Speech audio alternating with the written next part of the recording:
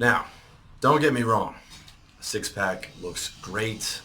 Women love a six-pack no matter what they say. I don't care if you're big or I have abs. That is garbage. They love it. They love the Brad Pitt's Fight Club body, which probably was not natural, by the way, considering that he was on steroids for movies like Troy and things like that.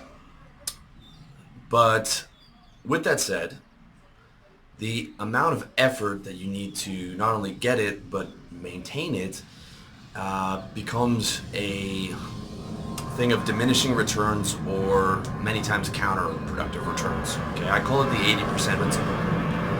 The 80% principle is something that I came up with where 100% is getting the maximum, level in anything that you aim for. But once you get above 80%, you start to subject yourself to diminishing returns.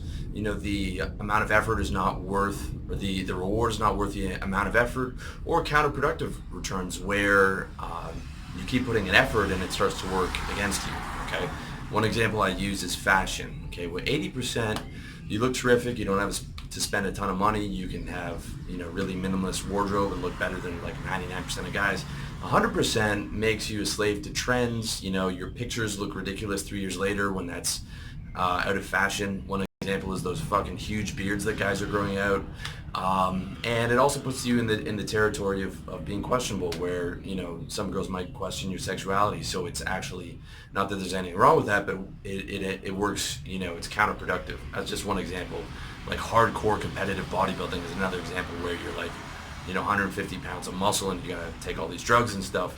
So like 80% is where you want to aim. Okay, and a flat stomach, natural genetic potential, or is like the 80%. Okay, or you can do cycles and stuff like that, but you're still aiming for like that 80% result. And there's three reasons why I don't suggest you aim for a six-pack and you aim for a flat stomach instead. Number one, it's too hard to maintain. Okay, abs, no matter what you hear, are not from secret foods or secret diets. They are made in the kitchen, and they are made to get them, you have to go through a hardcore caloric deficit. All right, the law of thermodynamics does not play favorites. You have to cut calories hard, and to maintain them, you have to eat less because you are at a less weight. You weigh less. To maintain 8% body fat means that you have to eat less than if you were to maintain 12% body fat. You need to literally eat less calories per day, which means that little dessert that you look forward to at the end of the day, you can't have because you got to stay lean all year round. All right.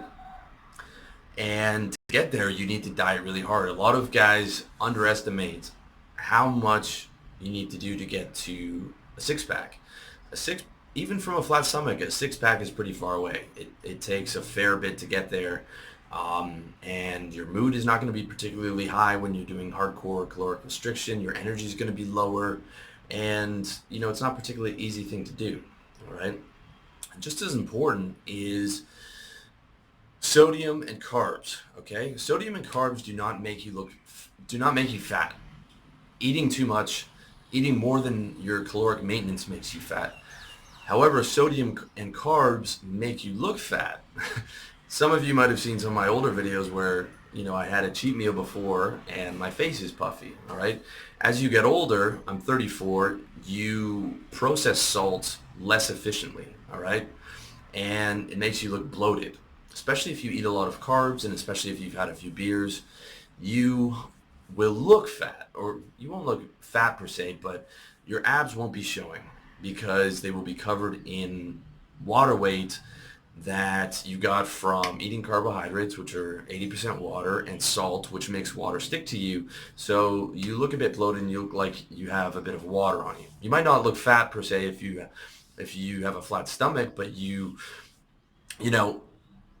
could have six-pack, when you're eating properly, but that won't show if you eat sodium and carbs a few times a week. All right. So those 2 to 3 cheat meals that you have a week, even when you have your calories in check and you are at the right body fat, will kill your six-pack look, because it might take you a day or so to get rid of that excess water weight. And this is true for me even if I am using diuretics, like I use natural diuretics like dandelion root from Now Foods.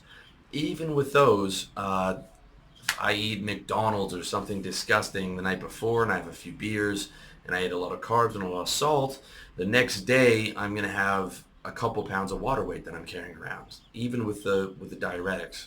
So what I'm trying to say is it's difficult. You have to restrict yourself a lot to keep that year round. It really is an effort. And if you are focused on business as your primary priority like I am, and you have other goals that aren't just fitness goals, like lifestyle goals, and you have goals with girls, and you're really giving it 110% in all areas of your life, it is hard to be that restrictive in one area, especially if there's not a major, massive benefit for it, which I don't think there is for holding onto a six-pack, okay?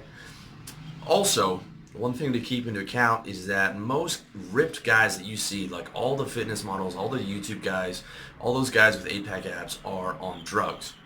They are on testosterone, they are on probably tren and other hardening agents like Anavar, and they also use ephedrine and caffeine to burn fat and to kill their appetite. If you look at the article linked to in the YouTube notes below, you'll see a picture of me where I was still natural, but I was taking ephedrine and caffeine. I was in Canada at the time, so ephedrine and caffeine are legal.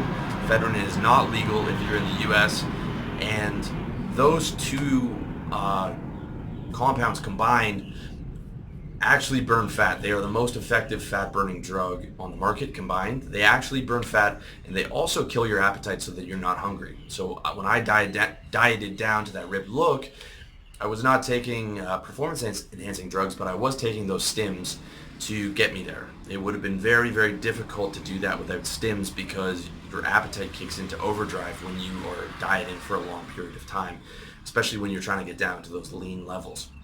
All right. So not only is it very hard to maintain all year round, but it is very, very hard to maintain all year round without drugs, performance enhancement drugs, as well as stimulants. Okay. Number 2, you look small with your shirt on. Okay. If you are on drugs, this does not apply. You can still be big and have a six-pack. Or if you are a natural mesomorph, which means that you put on muscle very quickly, or if you are naturally tall and broad-shouldered, then you can still look big and have a six-pack because you have a wide body. You have a wide body, you're tall, you have a wide frame, and you have good genetics, so you can put on 50 pounds naturally instead of the 35 to 40 pounds that most guys get. For me, I'm 5'10", I'm small-shouldered naturally, and my natural genetic max is about 38, 40 pounds. So when I was super cut, okay, I did not look particularly big, all right? So I'm 5'10", my high school weight was 120. My natural genetic max, I got up to 180, but I was fat. I wasn't fat, but I had a bit of a gut. Okay, I got that down to 165 with a flat stomach, and then I got that down to 157, which was like at 8% body fat, and had me looking ripped, as you can see in the article. I looked like a lightweight UFC fighter. All right, I looked really good with my shirt off, and I had a lot of compliments from the girls that I was seeing. But with my shirt on, I just looked like a slim, fit guy. You might not have even known that I worked out, or you would have thought maybe I worked out, but I just did push-ups and crunches and things like that because I'm naturally so fucking small without I'm naturally so small that my max only gets me to like 157, which is not particularly big. All right, and I'm only average height, so it did not look like I was a big guy, especially. I mean, with a tight t-shirt, it looked decent, but if I'm wearing a suit or if I'm wearing something that covers my physique, you probably wouldn't have even known that I worked out or that I lifted. So it was great for taking my shirt off, but